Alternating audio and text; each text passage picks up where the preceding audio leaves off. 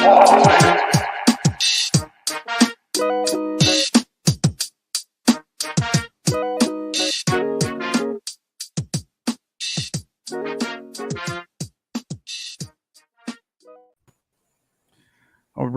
right. What it do, everybody? Welcome to another edition of the Evening Juice with LemonCityLive. I'm your boy, Larry Fresh, joined by our co-host, esteemed colleague, and Gonzalo Higuain's personal best friend, Chavi Guerrero.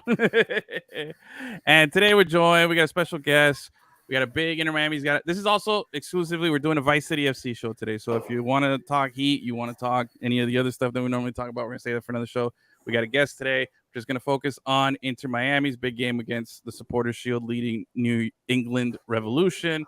We got Sam here with us from the Blazing Musket. He's going to be joining us. We're going to be talking. So if you got questions or whatever, feel free to chime in.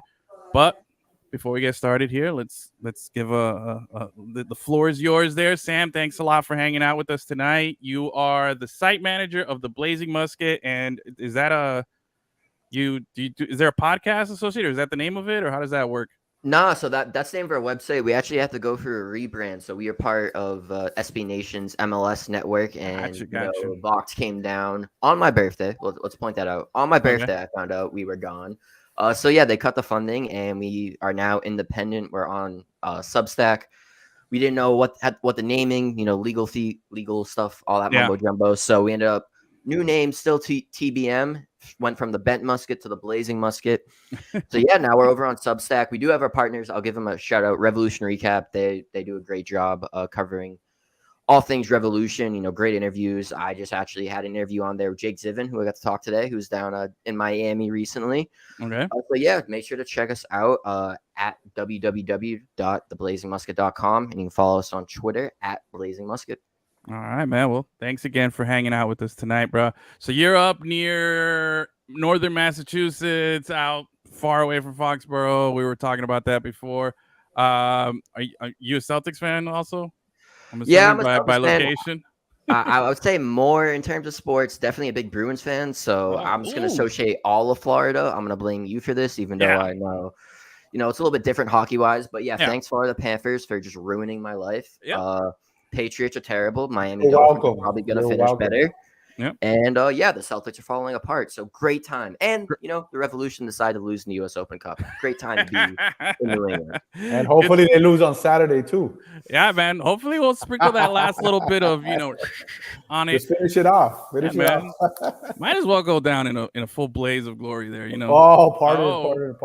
But no. It's all good though. I know it's a hard time, but I don't feel bad. You had Tom Brady, you got 7 Super Bowls. Bruins had a great season. Although that's the curse. I mean, I'm not going to talk too much NHL here, but that's the curse of being the best team. We went through it last season. Now you guys are going through it. Happy to be a part of that elimination and us, playing with no pressure. Although I think it's really funny right now. I don't know what the score is of the Panthers game right now. We're on, trying to eliminate the Leafs tonight. But I think it's funny that the Maple Leafs have these big watch parties over in Toronto. Outside, there's like thousands of people. Everybody's like, yeah, watching the game, this and that. If we were to do a watch party down here for a Panthers road game, there'd be like 12 people out there. That's it. It's like, hey, who's playing? And it's like 2 of them are just people that are walking by that didn't know what was going on. So it's just a different culture down here. We still love the Panthers, but it's a smaller group, much smaller than it is for Toronto. But with Inter Miami, we do have some great fans. We got La Familia. We got a good crowd of people that always show up. I feel like Inter Miami does have that nice in-game experience. I don't know if that translates. I don't know how much Inter Miami games you've watched, Sam, but I don't know if it translates. I feel like when I watch the game on TV, I feel like I get a good sense of the crowd, and I feel like, I hear the chants, I hear the screaming. I feel like, that's not bad, considering the bad rep that we get down here as being a bad sports town. So I don't know if you've ever watched an Inter Miami game and thought, hey, it's a good crowd. Yeah, no, I've definitely watched it through the announcers crew, especially before the Apple deal. You get the occasional Ray Hudson. You definitely love that. But yeah, I've always been kind of impressed with the fan base. It seemed like from the start, you mentioned there might be a bad reputation or, a little bit fair weathery. We're full, complete. Yeah. Yeah, but I think they were pretty good. They die hard. Yeah. But I mean, if you're dealing with the New England Revolution. I mean, I would just die to have our own stadium at this point, instead of having to play in a cavernous Gillette Stadium. So I think just having that soccer-specific stadium, that helps things out a little bit too. But I have no qualms with Inter Miami fans yet. All right. So let me ask you, okay, so give us a little 101 here for the guy who's watching or listening later and, get to know our opponent this week here, New England Revolution. First of all, I got to ask you a very, very serious and important question about your fandom here and what you care about, what's important with your team. I want to know, I have to ask, are you a fan of the rebrand logo or do you miss the crayon rainbow flag that you guys used to have? I definitely miss the crayon flag. I am team crayon flag. I don't get the crayon flag love, man. Nostalgia, it's history, and I don't just want a round crest. I want to be special. No offense to Miami. Nah. In all seriousness, the new crest looks great on merch and looks a lot better. But I don't know. I just love the crayon flag. I just love the story. Seth McCumber, who's also a site manager on our site, did a complete in-depth story on the creation of the crayon flag. It was absolutely amazing. Yeah. So I love this nostalgia, the original MLS vibes. I get why they rebranded. It looks good. You can put it on merch, make all that money. But I miss the crayon flag dearly. Yeah, that's weird, man. Chavi, you like the crayon flag or you like the new logo better? Impartial South Florida fan here. I don't care, but I can understand the throwback. You never forget your first love, and that's what you grew up with. Like that's what the team grew up with. Yeah. And it's like when you raise a child, right? Once they're 16, 17, they don't really want to have too much with you because they're going away. It feels like when you rebrand, it's a teenager going away. I get it. It's different. I get it, but real talk. It's an ugly logo. I think the flag one was kind of just not good. I thought it was unique. Look, I'll give you an example, Sam. The Panthers rebranded, and they got something that looks a whole lot better for merch. It's symmetrical. It's this, other than that jumping Panther logo that we had for years. I think the new logo is way better than the old one. I like the old one for nostalgia and stuff like that. I think the new one is much better. I never rocked I have a Panther jersey, but I never really oh man, I gotta have that hat or that shirt. It's definitely.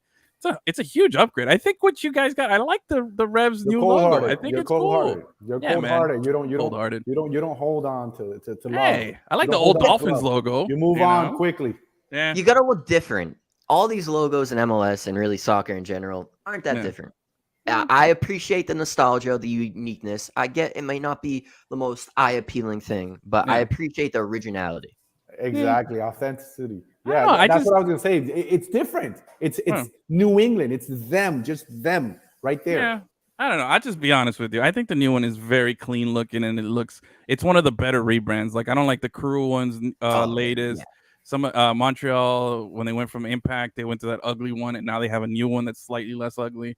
It's just we had a similar conversation. Remember when we talked about the jerseys, the old school with Golasso kits. Yeah, I liked the old school kits. It's crazy. They're all over the place, and they were cool. I get it. Look, I got right here. Look, I got my old Miami Fusion jersey up there signed by Valderrama. That's a classic. So I get it. Well, I like the blue one better. But anyway, Sam, I know you didn't come here to talk logos and rebranding here, but I had to ask, bro. I had to ask because I know it's like a controversial issue, and I know you guys and the Rev fans, Rev Nation, I don't know what you guys call each other. I know you guys are very passionate about the old school logo, so I had to ask. But let's talk about where the Revs are right now. You guys are leading or tied for the Supporters Cup Shield with FC Cincinnati. Now, I got you guys above FC Cincinnati. They are goal differentials. They are differential, baby. Yeah, but no. But aside from that, look, FC Cincinnati hasn't had a clear win. Everything is a 1-goal win or a draw or a loss. They haven't had that game. Heck, even the Inter Miami beat Philadelphia Union 2-0. You know what I'm saying? They don't even have a simple win. I feel like everything is so close. And considering what Cincinnati has with that firepower, I want to see more from Brandon Vasquez. So I haven't seen it from them. So I always give the edge, or I've been giving the edge to New England. Now, New England, I didn't expect that this year. I didn't expect you guys to come out and did you really guys dominate. expect it? Yeah. What was your expectation coming into the season here? Yeah, I definitely was someone where I'm like, oh, they'll probably come in 7th or 8th. I just thought that obviously Dave Romney has been absolutely amazing. Great addition to the back line. Latif Blessing, also great addition. I was not expecting Bobby Wood to be tied for the Golden Boot. Dude, Bobby Wood, bro. Like, I feel like that guy's been around for like 15 years. Like, I feel like he was on the Revs like 15 seasons ago. I know it's not the case, but that's a great name for a goal scorer, Bobby Wood.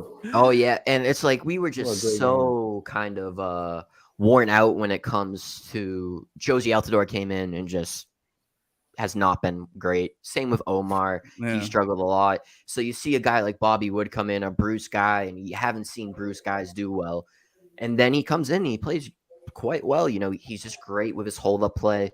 He's been able to find the back of the net. And, you know, Giacomo Veroni, he's been struggling. He's kind of been coming into form, but, you know, he's still looking for that form. Gustavo Bo's hurt. He's going to miss this game against Inter Miami.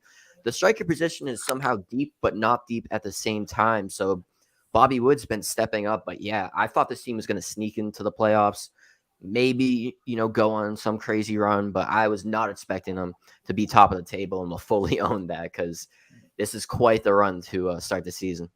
Nice. All right, so you guys are on the run here. I'm looking at your most recent form here. You guys lost your, was it Pittsburgh Riverhounds? Yeah, yes, great name. Yeah, good name. But prior than that, man, nice unbeaten streak up until that 4-0 loss a while back to LAFC. But again, LAFC to me is in a class of its own. They're the cream of the crop. They're definitely an elite franchise right now, and you know that's understandable. But hey, impressive 1-0 over Nashville, which I think Nashville. Watch out, man. Nashville, dude. Hani Mukhtar is so good. That guy's so good, and I feel like started off slow, got the hat trick this week, had a good game the week before. Like he's picking it up. You guys got some quality wins, man. So.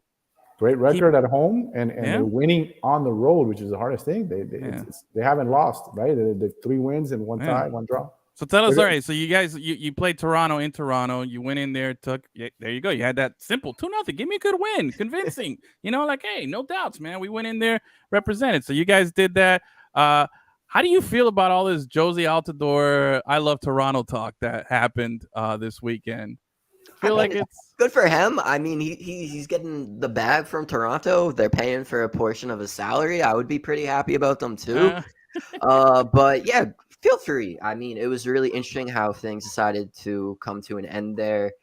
And things here in New England have not been that great. So it's going to be really interesting to see how it ends up. Last season, we saw him get loaned to play, but I don't know if a loan is in his future. It seems like he just kind of needs to step it up. It's really interesting. Bruce Arena, you know, said after Open Cup loss, he's like, well, you know, Josie really had to grind it out. You know, he's still not fully fit. And it's like, we've been hearing he's not fully fit for the longest time.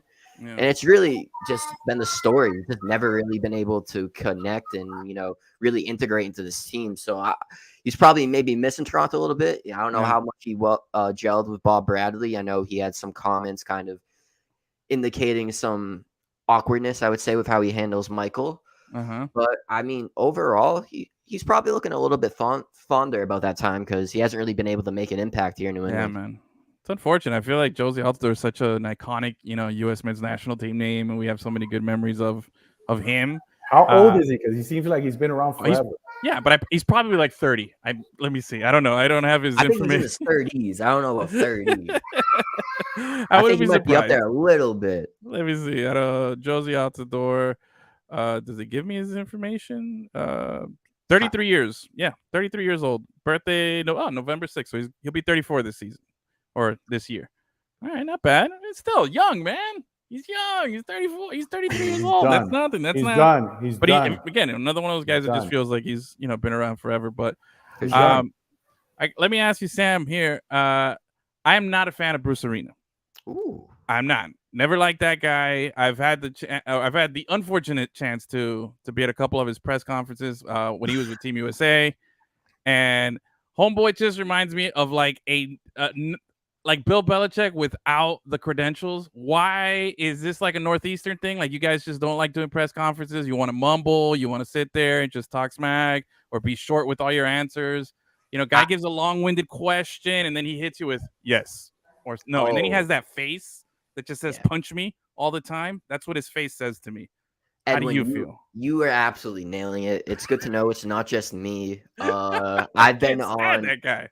I have no qualms against Bruce.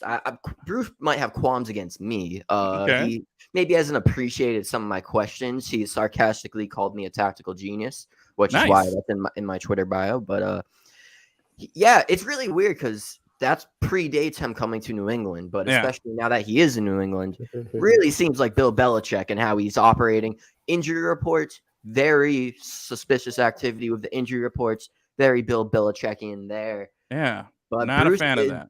Bruce is Bruce. He's going to answer questions he wants to answer. He's not going to lie to you, but he might not tell the full truth. It's really interesting getting to interact with him in the sense that I can pretty much tell based on the game if we're going to have a good press conference, he's going to be happy, or if he's just going to be absolutely mean. I usually sit in the front row of the press conferences, which is basically now called the burn zone or the splash zone, thanks to me and my colleague Tom Quinlan, because we're constantly getting burned from him. But yeah, he's definitely interesting character. But he's Bruce Arena. He comes with a qualification, so I guess Bruce can do Bruce. Just not a fan. Our boy Steve here, Josie's like 35, but plays like 55. I hope he plays like 60 on Saturday. All right. So sorry, I'm just gonna straight out say we got Inter fan here. Happy guy, happy day to be an Inter fan, I guess. Good for him. And last here, Arena over Neville. Man, that's a low bar, he's got bro. I was gonna say that's not exactly the biggest bar to climb. Yeah, man, that's a low bar there. Yeah, well, but at least Neville gets a better interview. Come on, that's what I was about to say. He gives a better interview. Where do you sit in the press box? Where do you sit in the post game? I sit in the second row usually. Okay, you're not in that burn zone. I don't get splashed, to the corner. But he's pretty open. He likes to talk. He starts, he starts talking about himself, and sometimes he gets caught up where he'll speak, a long time. Yeah, and I think Neville's a content machine. Yes, I like him. I don't want him fired. That's why I don't want him fired. I don't want to get a Bruce Arena. I don't want a Bruce Arena. For what? You go there and then I'm getting paid $6 million to coach, but I hate my job. Yeah, come on, man, get out of here. 100% agree. It's very funny because like multiple people in the press corps, they'll be like, "Oh, like how did this player perform?" And let's be like, "Good," and then you have to be like what else? Like can you elaborate? I hate that, bro. I hate that. Look, you don't like your job, man. Find another job. Like, come on, this is part of it, bro. Like, I get it. You're focused on the game and this and that, but it's part of your job to go out there and just address the media. I don't care. Give me some Derek Jeter cliche. Like Derek Jeter said a million things, but never said anything in his whole career. You know what I mean? Like he dated a lot of beautiful women. Yes, that too. I don't want to know about Bruce Arena's dating life though. But look, I'm just saying, just give me something. Look, Jeter just gave you a bunch of nothing, but it was cliches. But he gave you something. He talked like that whole just so slimy, bro. And again, the face just screams punch me. But anyway, enough Bruce Arena here. I want to ask you.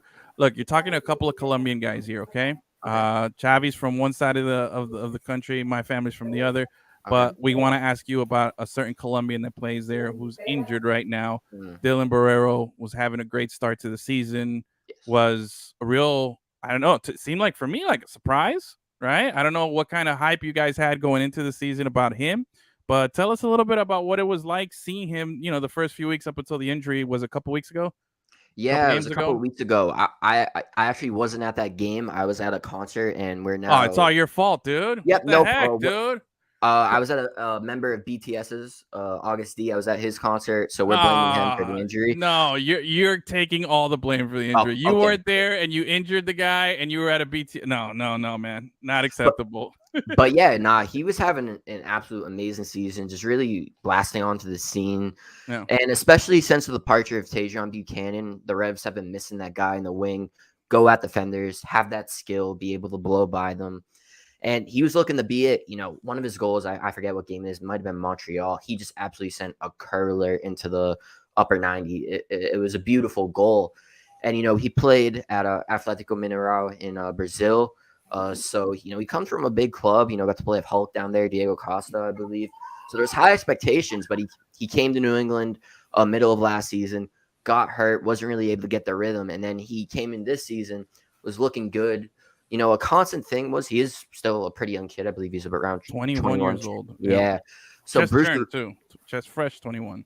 Yeah, and so Bruce Arena was really preaching that he has to become a more consistent player. There was one game where he kind of got a stupid yellow, arguing with the ref, then had a tackle, ended up getting sent off.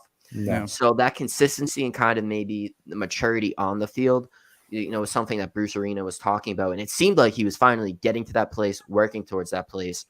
And then the injury happens and it just derails everything. It seemed like he was going to be a key player, especially on the attack and on this roster. And now it's just a really rough blow. I know a lot of talk will go to the surface that was played on. Bruce Arena definitely does not want to blame it, but I think turf is a little. Yeah, it was a non-contact, dude. It was just garbage. running. Turf is garbage for professional sports. Yeah, man. Yeah, there. I said it, Bruce. I said it for you. Hey, put it on record. If you want a Bruce Arena experience, I asked Bruce. Basically, do you think professional players should be playing on turf? And he decided to say, well, Dylan's injury had nothing to do with turf. And in my head, I'm like, well, that's not really the question I asked, but thank you. Yeah. So, Dylan was getting off to a great start, and it's really disappointing to kind of see it, get cut short, because it would have been amazing to see what he's capable of doing. And, like was mentioned here by Steve, he was getting some national team looks, and it was kind of starting to become a fixture of that. And these things can kind of change the course of a career. Hopefully that isn't the case for Dylan, but a real bummer for sure. Has there been an update on his recovery and, expectations, or is this just like out for the whole season? Because it looked pretty devastating. Stretcher. I mean, there's no hope for him coming back this season, correct? Correct. Yeah. Bruce Arena said he's going to be rehabbing for the rest of the season. He had surgery. I believe they announced it as a torn ACL, but he did appear on local radio up here and said that there was some like cartilage damage and, real nasty stuff. So yeah, he's definitely going to be out for the rest of the season. Ouch. Tough one there, man. All right, let's talk real quickly here before we get into this week's. Well, first off, actually, you know what? We're talking a lot about New England. We gave you the floor. We talked about crayons. We talked about bad coaches and, unfortunate injuries. Let's talk about some good news here. Joseph Martinez finally gets off the schneid, finally comes through for Inter Miami. Has let me ask Chavi. Chavi, was this the game? Was this the Joseph Martinez, hello, I'm finally kind of back game? It was the Joseph Martinez made for TV Disney special. Yes. Everything worked out like a fairy tale. Came in the 57th minute, penalty kick, walked in, 59th. got the penalty. Later, game winner. Looked like he got some of his flashback. Yeah. Had a nice interview. Very vintage historic Joseph goal. Historic, right? His first 2 goals for Inter Miami against his former club reaches the 100 goals historic marker. Yeah. Fastest player, fastest guy ever. Fastest guy to do that all in one night. And yeah, it was the Joseph Martinez show. It was a Joseph Martinez show. It was about damn time. So many games into the season, we were hearing the same thing. When you were talking about Josie, he needs to be fit. I was thinking that's what they've been saying about Joseph. Can you guys hear that back there? That's supposed to be like it's all right, bro. Don't worry, man. That's my kids listening, man. My kids listening to but that's the phone. Look how loud the stinking phone is. Oh, that's you bad parenting, bro. You got to cover your kids' ears, bro. Hold on, bro. Let me fix it. I'm actually going to fix the phone right now. Joseph Martinez, and here's my little girl. Say hi. Joseph Martinez, you just reminded when you were talking about Josie Altidore. But the difference is I think Joseph still has something left in his tank. And I think Josie's just cruising with that money, taking that check. Here, I think he's taking that check. I mean, I don't like to talk bad about players, dude, for sure. They're professional players, but yeah. I think he still has, 33. He still has something left, but I don't think he's given his all. I think Joseph is trying. He came here, ready. It's just he's not there yet, but he's getting there. He showed a lot of fire. Yesterday in the U.S. Open Cup game. I mean, you're aware about that, right? When he came out, just right on time. He came out. He didn't shake hands. With the coach, he just walked and then punched the chair a couple of times and was pissed and sat down. And had that mean like that. Well, Phil said the same. Phil is a master. I love him. Don't fire Phil. I love the press conferences. I love when he just talks about everything and like how he just loves to talk. So obviously they brought that up, and he's like, "Oh, I love it. I'm glad he's showing his passion. I'm glad he's showing, he's alive and that blah blah blah blah blah." He's not at all trying to take any negative out of it. You know, that no, he says it's not personal, it's no disrespect. And the thing with Phil is he's pretty candid, and he's a former player, a high level player. He's not any scrub, so I don't know why so many people knock him or don't give him any respect 6 losses, Chavi. 6 losses in a row. Oh, of course. That's why people were asking for it. Of course, but I'm talking. But I was waving the flag over here. But I'm talking about the disrespect even before he started his first game for Inter. They were just saying that he was buddies with Beckham. So he you know, for this league, he's okay. He made and he's getting better. But that was the 6 losses. But let's talk about 4 in a row now. And they're still knocking him, right? Well, 3. We're at 3. Don't we're counting. We're counting the. Oh no, okay. Well, I'm counting New England. No, wait. Oh no, we are counting Miami. We got 2 FC, U.S. Open, and then the 2. Okay. All right. Sorry. I'm La Voz. Don't do that to me. So they got 4 wins in a row, and people are still knocking them, obviously. But what is it now? It's the playing style, right? The playing style. Now they're boring. Before they had possession, kick the ball around. 100 shots on goal, but they lose 1-0. Right now they don't shoot. They just stand there and defend, get it, counter, and actually score and win, and people still hate it. So it's just the guy's damn if you do, damn if you don't. But I like him because of the press conferences. I have a press conference bias. I know that's not, you know, that's not a good thing. That's not a reason. That's not a reason. That's not a good reason. That's not a reason. Absolutely not. Look, I'll tell you. Look, 4 in a row. Look, the New York Red Bulls fired their coach here after 7 games without a win, you know? And obviously there was a big racial issue and racist thing that had something to do with it, maybe. A little bit. But the point is, he got to 7 losses here. We were almost there with Phil Neville. We were just obviously one game away. He might have got fired. I think he might have got fired. He should have. Had he lost that Miami FC game, the first Open Cup game. Or lucky 7th, yeah.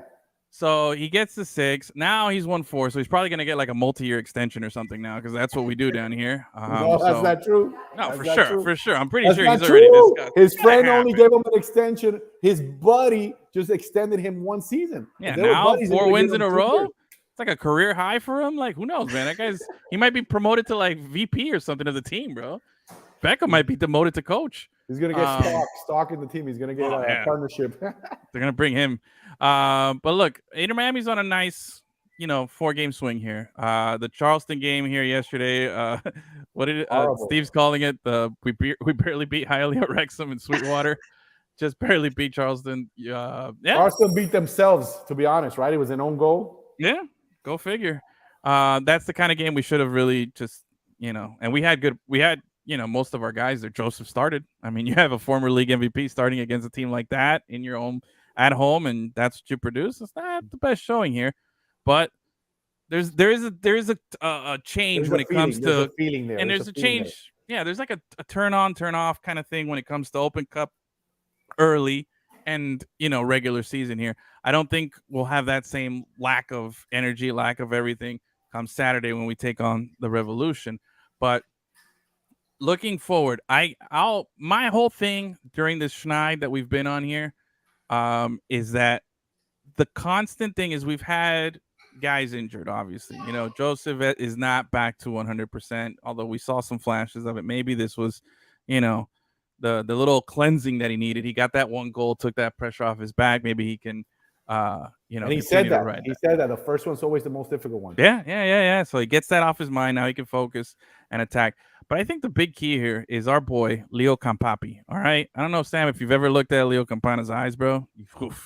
It's a dangerous game, bro. He had Edwin at hello. He had me at hello, bro. Like, the homeboy, I still contend that he could be the perfect MLS striker.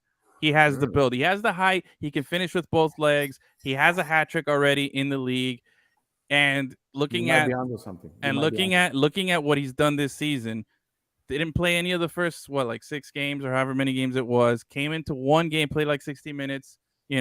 Was getting back into game shape. Mm-hmm. And then the very next game, nothing changed. Nothing changed in the lineup. The only difference was you plugged in a guy that has that skill, that has that threat, that has that capability, that ability. They put him up at the number 9 position. Same guys around him that have been playing and couldn't score a goal for a month. We couldn't score a goal for a month down here, okay? You plug this guy in, he gets a brace, right? and now the kick starts this whole change. We've got 4 wins now in a row here, and I'm telling you, that guy has the potential. He's young, he's tall. Like I said, he can finish with everything. He's got the skill set. He's just got to stay dang healthy, man. Like the guy is he's a giant Achilles heel. He's just waiting to just pop on something. But when healthy, that guy, I contend that don't jinx him, please. Don't jinx him. I think he's as good as anybody in the league when it comes to without finishing. a doubt. Without a doubt. But you missed something there. He came back and scored 2 goals. But in that game, we had another young kid, a phenom. He's 18 years old, Benjamin Komashi. He played. They played him that game as a. Come on, dude. I got to read these comments before I post them. But that's a great comment. So Komashi came in, 18-year-old kid, and the kid they plugged him in like as a 10 in that game. He's more of a box 8 or a 6. Like personally, he says he's more of a 6. But his energy, his ferocity, I said that he plays with a ferocity that few players in the world do as attacking midfielder. And I'm talking MLS player. Look at it, because he's an MLS player. Hold on. He's an attacking. Let me finish. I know you like to talk. Let me finish. Yes. Slow it down a little bit, bro. As an attacking midfielder, look at anybody, an attacking player that goes and is everywhere on the field defending. And then on the build-up play, he's there too. He gets it and touches around and creates things. Not too many people do that. Off the top of your head, tell me a number 10 that's as important to the team defending as attacking. And don't tell me Messi, because Messi has 600 goals, but he's not going to be defending. So I want to know a guy that can attack and defend with the same ferocity. And yes, I'm hyping him up. He's only a kid. He's only played a couple games. But I'm just saying, from he's also very good looking too. I don't know why this is all erotic. I think it's Miami, guys. It's a Miami. It's a Miami thing. That's part of the job application. Is are you good looking? I'm gonna talk to these guys and see if maybe on the side they want to do like a calendar, a Vice City Miami calendar or something. Make some money. Yeah, get the bag. Yeah, no, for sure. Maybe we'll see. Hopefully. You're right, man. Kramashi's been great. Ruiz, the other homegrown product that we had, that's got his first start last week as well. He's different. He's mostly a defensive player, right? But I'm just saying, Kramashi does both things at a very high pace, and very intensely. And I haven't seen an attacking midfielder be as important on defense. And I think that's why he's playing, because Phil loves that. He's got him defending, because all we do now is defend. But he also helps on the attack. He builds up really well. I haven't seen too many guys off the top of my head. I mean, on La Liga, in Germany, in England, Portugal. I get I'm trying to think of the guy, and we're talking about dimensions. Obviously, we're talking an MLS player, but I'm talking about the importance of what they do. They're functioning. Mm-hmm. I don't remember a guy that functions so well on both sides, playing the attacking role. Like, it's just all over. Watch him on Saturday get like a quick red card and get kicked out of the game, and then I'm gonna be like, bro, we totally ruined that kid just because we hyped him up so much. No, we're not hyping him up. I'm just saying it was something that I've noticed. No, he's got a long way to go. He's a kid. He's a kid. I just like the heart he puts into it. Yeah. Look, I'm not a Neville fan. Obviously, I haven't been. I joke around. Really? Shocker. Shocker. Fired the first season. But I've gave him props for what he did last season, the turnaround that he did, what he was able to do with Higuain. This season, he's given a lot of young guys a chance. Granted, it's also because of injury, but those guys have stepped up, and when they've played, he's given them, a longer leash. He could have easily just resorted to hey, just play the veterans, not taking these chances. I'll give him that. I like what I'm seeing with Kramashi. I think he's going to be a threat. We'll see how if he's going to get the start again. Do you anticipate him getting the start again this Saturday, Xavi? I don't see why not. Okay. I don't see why not. Ever since he's been playing, he's been a spark. I mean, it started with Miami FC, and it goes up. He reminds me. Remember, if last season Drake Callender was third on the depth chart. Martin got hurt. The other guy got hurt, and then Callender got a start against Miami FC and was spectacular. Yep. And then after that, he settled in and he became what he is now. One of the top players on the team. I think it might be a similar story with this kid. Miami FC, he came in, he sparked the team. The team was like he gave it a jump start. The team was like kind of flat line, and he came in and he got them going. Do I think he's a natural 10? No, I don't. I don't even think he's an 8. I even wrote that down. I think he's more of a 6 in a very high level team. I think he's a kid that's going to be here for a little bit, and he's going to make the jump across the pond. Right. So, okay. Take notes, Sam. Take notes so you can tell all your boys. You guys don't need Lionel Messi. I think you guys can just let him come to New England. He's coming. Okay, you got Gil, man. You got Gil. You've had that beautiful lefty for a few years, man. I'll take Gil and I'll take Messi. Why not? Por qué no dos? Like, why can't we both? That's why you deserve Bruce Arena. I don't know how good the mate tea is up in Foxborough, bro. So I don't know if he's gonna... I think he's got it down. He's got it down. We'll see. Question for Sam. What's the question? What are the Revs' weaknesses, strengths? Just want to know what to look out for. They are the best team in the East. In the league right now. Supporter Shield is first place. What should we look out for here? Yeah, I mean, set pieces, this team has never been good at set pieces. It's something they've always struggled to defend. So if Inter Miami's able to... down on my cons list right here. So they're going to score on a set piece Saturday. Write it down already. Okay, hey, Kansas City scored on the Revs on a set piece. So if they can do it, I'm pretty confident you guys can do it. I thought you meant that you guys were not good as far as being on the offensive side of set pieces. You're not good defending them. Oh, okay. Actually, to be fair, not great on the offensive side either. So really, just all in general set pieces. So yeah, thank you for mentioning that, Zavi. But yeah, I would definitely say set pieces, and then overall, it's just kind of injuries propping up. Like I mentioned, Gustavo Bo isn't going to play. Giacomo Veroni, he played in the Open Cup. It'll be interesting to see how long he could go. This Saturday, it's I would expect him to go as long as possible, but with the Revolution. Every Saturday before a game, it's just predicting who's going to be the magical omission from the lineup, but being hurt. We had DeJuan Jones miss a game. We had Veroni, Bo, Barrero. It's just everyone's missing. DeJuan's a baller, man. He's been on that team of the week quite a few times already. Yeah, and definitely shout out to Brandon By too. I feel like he kind of gets a little underrated, but he's been really impressive. Those left and right backs, they've been really impressive. I mean, overall, there is depth in the sense that you can now rely on youngsters, kind of like what you mentioned. You have Jack Peniotu, Noel Buck, Esmir Baraktarovic. They've been playing pretty significant roles. I would say especially Noel Buck. He's been someone who can kind of play a similar but not similar role to Matt Polster in a defensive mid situation. He can get a little bit more forward, but he's been quite impressive this season.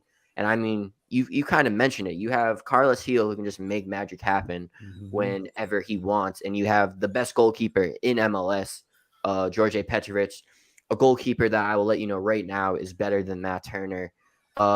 He's an absolute... Really?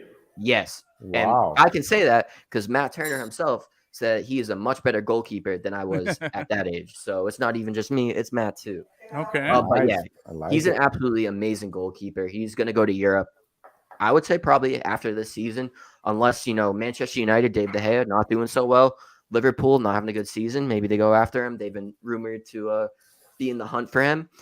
But just when you have those players who can, make game-altering plays, you always have a chance to win. But I would definitely say set pieces.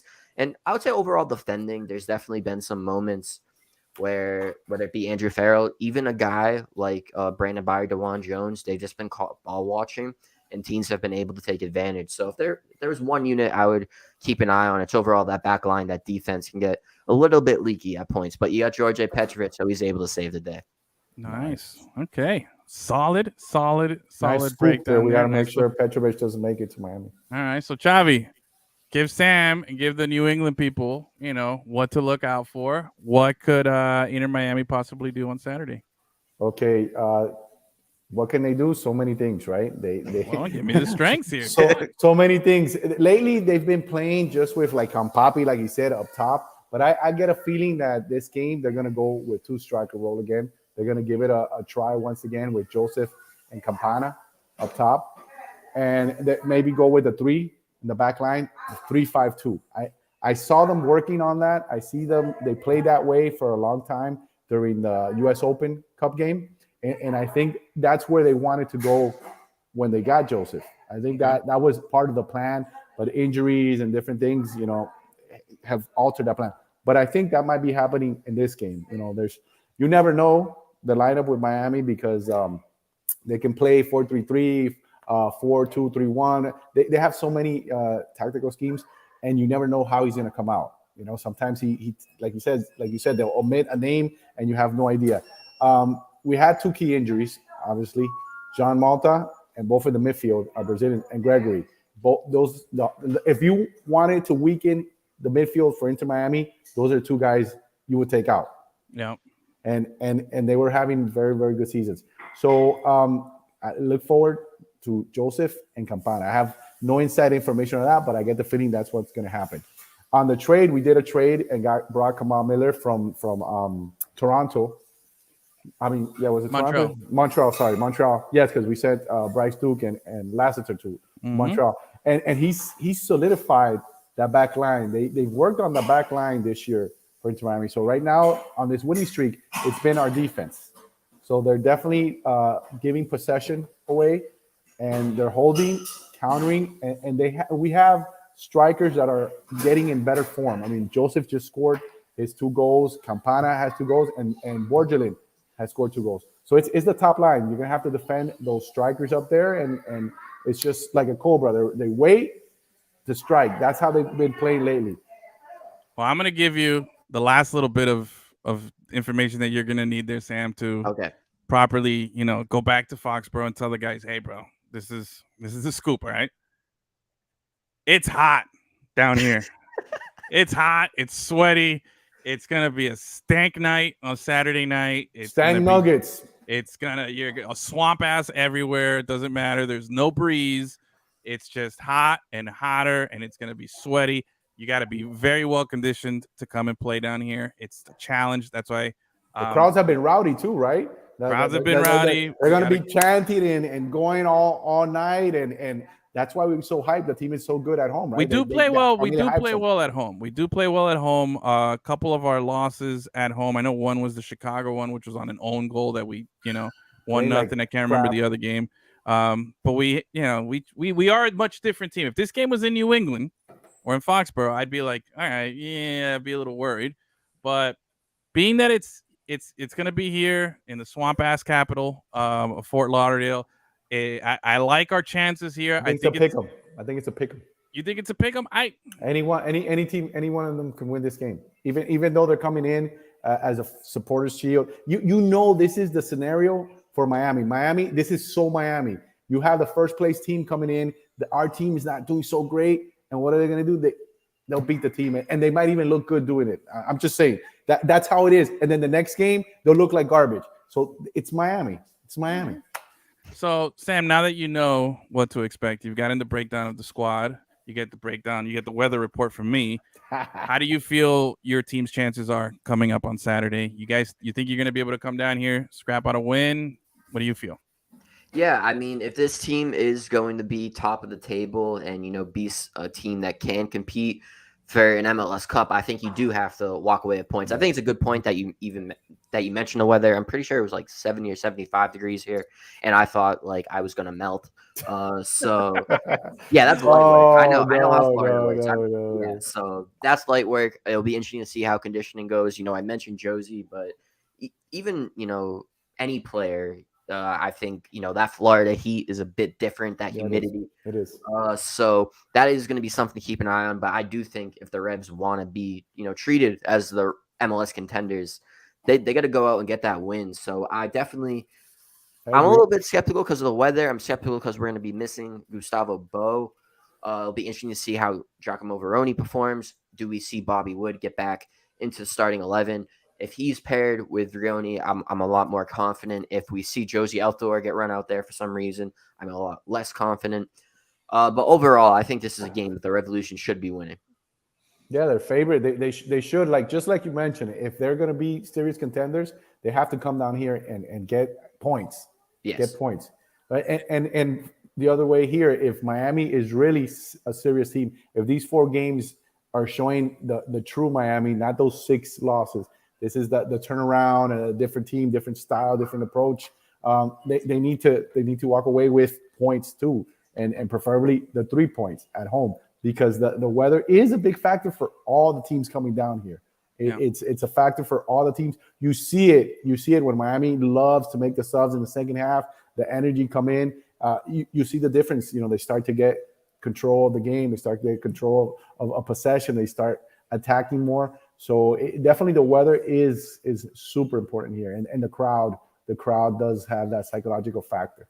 Yeah, it's definitely a lot of hands on hips by like the 60th minute. Everybody, it's the fastest kid alive. Especially if they went to South Beach the night before, right? Oh yeah, you get a little bit of that South Beach flu the day. We're gonna make sure. What hotel are they in? I'm gonna hit those guys up and tell them so they can go out. Yeah, man. I'm telling you. Look, I like the perspective. I think Sam has the right mentality. Absolutely. If you're a team that's contending, if you're a team that's top of the league, and you really want to be this, you look at this Miami team, and we're not technically, you look at it and you're like, that's a game we got to win. That's a game that's a dub. That's not we're not at that level where we could be a real threat.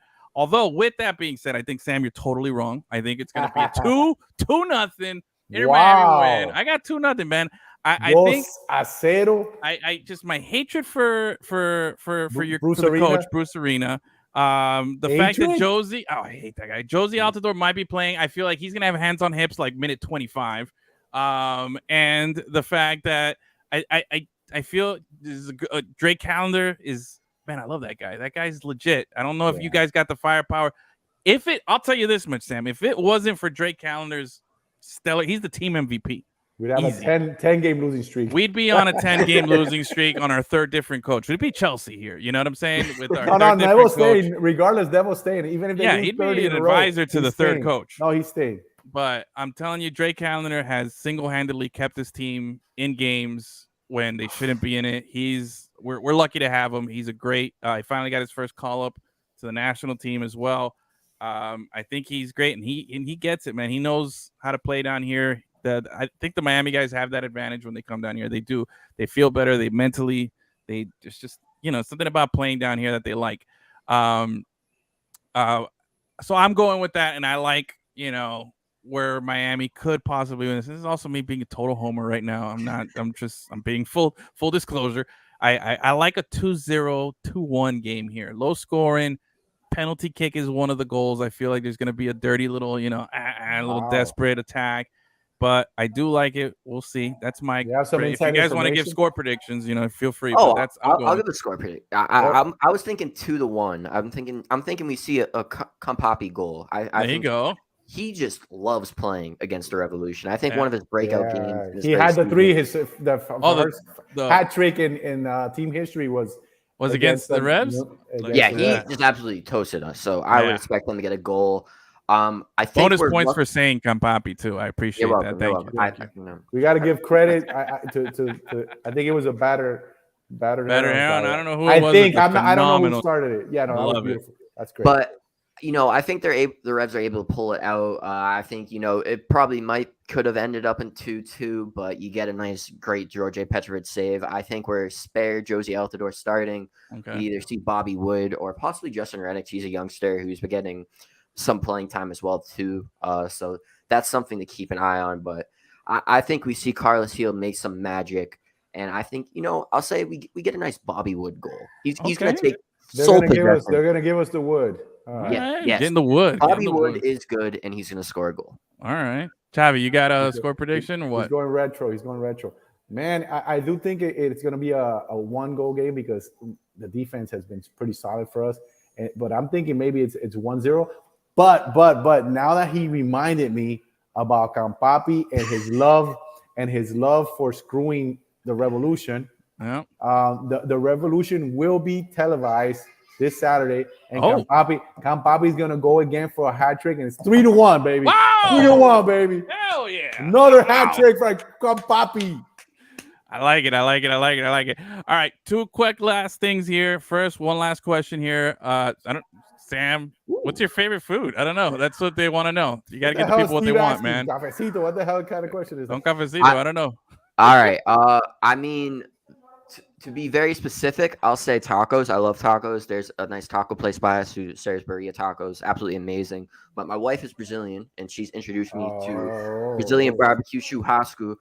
ruined American barbecue for me. American barbecue is garbage compared to that. Get me some nice picanha, some nice chicken hearts. That's what it was. I am living life. So a little bit broader there. But if I had to pick one specific food, give me some tacos. Love tacos. Nice. You been to Brazil?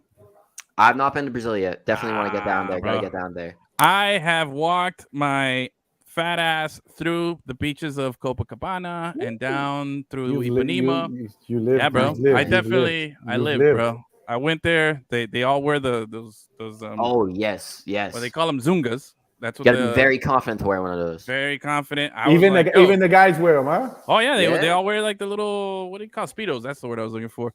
And everybody rocks it there. And I was like, well, when in Rome, you know. Yeah. And you wore you got send you the picture. Yeah. That's classic. We got to put that up on bro. Twitter. I was out there. That's when I had my long hair, ponytail, just on the beach, bro. I was enjoying it, man. Now I can understand your fascination for Campapi. No, now I understand his fascination for Campapi. All right. So last thing here. Give me one before we sign off here for the evening. Give me one other game besides the obvious Inter Miami, New England here. I want to know, what other game would you watch this weekend? What other game has your attention? Because I got a couple here, but I'm going to narrow it down to one here. But there's a couple that I like. But what are you guys going to be watching besides New England and Miami? Yeah, I noticed a few, but I'll go with Dallas going up against Austin FC. Got Austin FC, the Revs connection, Diego Fagundes, who's absolutely balling. Yeah, definitely last season down. Not so much this season, but they're having their struggles this season. But also on the other side, get to watch Jesus Ferreira. Absolutely amazing striker. It'll be interesting to see what happens with Sebastian Lletget. He's been having quite the year for him. Since leaving New England, but had that good year last year. This year, don't know whether it be on the field or off the field, kind of taking some else. So I'm going to be watching that game for the Revs connections there. Okay, solid. Chavi, what you got? I'm going to watch Columbus, Orlando City. Okay. Two teams that Miami has to keep an eye on because they're going to be direct contenders at the end of the season, like it was last season, if you remember, to get into the playoffs. So I want to keep an eye on both those teams, see how they're doing. And Cucho is always interesting to watch. Yep. Orlando always seems to have a low-key solid team and performs. And luckily for us, they do that all the way till the end, and then they croak. Yeah. They lost their first Open Cup game, so there goes that title defense. That's awesome. Yeah. That's awesome. That's awesome. Yeah. I'm looking at a couple of games. The first one that caught my eye, I don't like the Seattle Sounders because I hate Jordan Morris. I have a lot of hatred, Sam. I was going to tell you need some therapy, brother. I know, bro. You need to go back to Brazil. What did the Sounders do to you? I don't know, but I don't like Jordan Morris. That was force-fed him being good for so long on the men's national team. And what about Nuhu? What about I have a Seattle Sounders jersey, man. Like, I respect your KC Current jersey. I've got more jerseys than most people, man. And I have a Sounders jersey, but I don't like Jordan Morris. And as long as he's there, I don't like the Sounders. I like the Sounders when they had my boy Ozzy Alonso over there, because that's my other half is Cuban, and he that dude's a baller. But I was looking at that game because they're playing against Houston. Did you know Houston has not given up a goal at home all season yet? They are on an incredible. Now on the road is a whole other team, but at home, great in New England. But at home they have not given up a goal. I believe last week it was a 0-0 draw, and this week they're going up against Seattle. So I'm kind of curious to see that. But actually, the game that I'm looking forward to the most is not even that big of a game, but it's just the day that the game is being played. What? We get a little Sunday night MLS action, dude. Just a nice little showcase game. All eyes on these two teams. The Galaxy hosting a really hot San Jose team that just beat LAFC, gave them their first loss of the season. I like what Luchi Gonzalez is doing over there with San Jose. The Galaxy, Miami product, right? He's a Miami guy. I think so. Yeah, he played down in Kendall. Oh yeah.